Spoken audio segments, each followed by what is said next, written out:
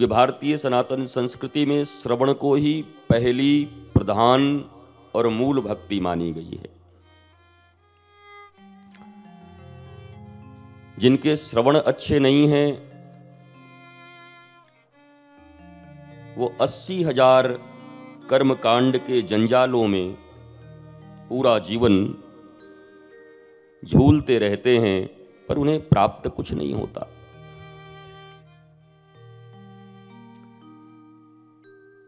पच्चीस साल का एक आदमी आपका अपना ही बेटा,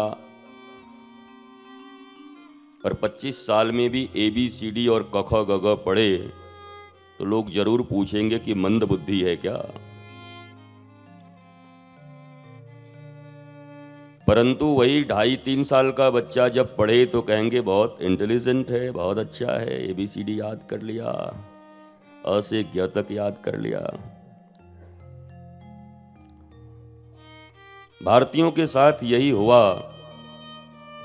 कि प्रारंभ तो उन्होंने बहुत अच्छी की, पर वो वृद्धावस्था तक मंद बुद्धि रह गए। उन 80,000 श्लोकों के बीच ही उनकी जिंदगी झूलती रह गई। यहाँ डोरा बांधो, वहाँ कपड़ा बांधो, वहाँ फेरी लगाओ, वहाँ रोली चढ़ाओ, वहाँ मोली चढ़ाओ, वहाँ चढ़वा लो, वहाँ मंत्र पढ़वा लो, वहाँ तंत्र करवा लो, यहाँ यंत्र करवा लो, कुछ न हो तो षड्यंत्र करवा लो। ये भारतीय सनातन संस्कृति की पराकाष्ठा नहीं है।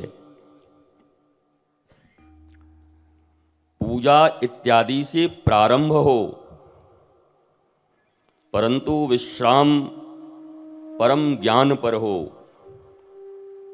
जिस ज्ञान के कारण जीवन की कोई भी परिस्थिति तुम्हारे जीवन को दुर्दशाग्रस्त न कर सके। अभी हम रामचरितमानस का ही पाठ कर रहे हैं, सुंदरकांड ही देख रहे हैं। सुंदरकांड के पहले किष्किंधा कांड है।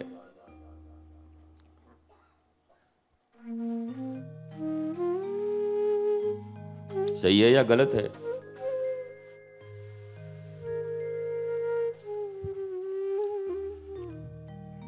और सुंदरकांड के बाद लंका कांड है। ये बीच में सुंदरकांड है। तो आगे और पीछे दोनों कांडों में थोड़ी गड़बड़ी है। जो पहले है उसमें विचार बहुत करते हैं लोग, पर कर्म नहीं करते। विचारक लोग हैं।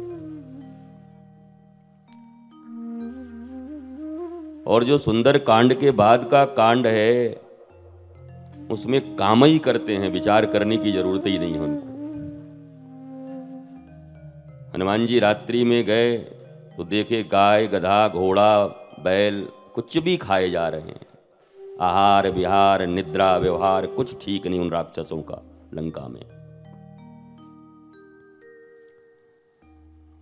और यहां जब रावण सीता जी का हरण करके ले जा रहा था,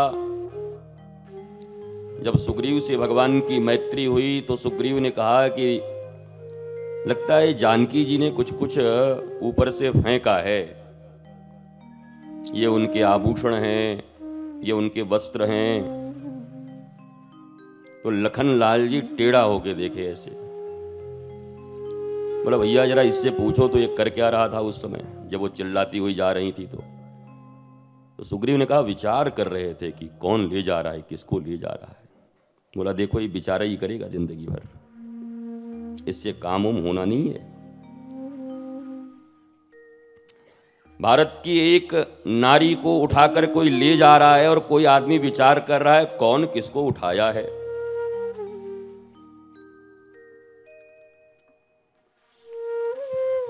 तुम सम्मानित नागरिक हो, तुम्हारे सामने कोई ऐसी घटना हो रही है और तुम कह रहे हो ये काम तो पुलिस का है, हमारा थोड़ी है। तुम्हारी बेटी भी तो हो सकती है, निर्भया भी तो हो सकती है। तुम अगर आज ऐसे करोगे तो तुम्हारी भी बेटी कहीं, बहन कहीं खड़ी होगी तो वो जनता भी वैसे ही करेगी, वो भी खड़ी रहेगी, वो भी पुलिस का इंतजार करेगी। विचार। और लंका कांड में कोई विचार नहीं है, जो मन वही करो। और इन दो कांडों के बीच एक कांड है सुंदर कांड, नाम भी रखा गया सुंदर कांड। कभी कभी हम भी विचार करते हैं महाराज कांड तो बड़ा खराब चीज होता है, कांड भी कहीं सुंदर होता है। आदमी कहता है ना कांड हो गया, हाँ कांड हो गया, पर कांड को भी सुंदर बनाया जा सकता है। जीवन में जितने कर्म और कांड हैं तुम्हारे, उसको भी सुंदर कांड के अनुरूप सुंदर बनाया जा सकता है। और यह सुंदर कांड का इतना ही अर्थ है